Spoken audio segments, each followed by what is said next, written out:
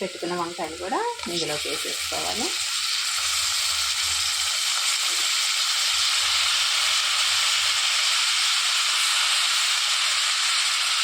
కొంచెం నూనెలో మగ్గనివ్వాలండి. వంకాయలు అనేవి మగ్గిపోవాలి ఇందులో.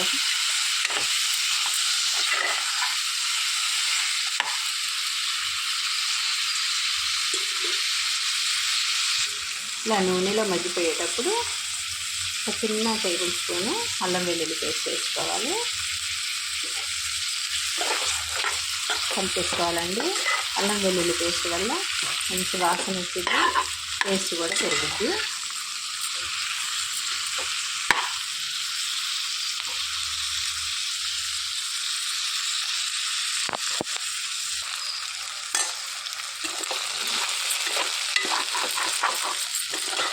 ఒకసారి కలిపేసుకొని ఒక 2 సెకండ్లు మూత పెట్టేసి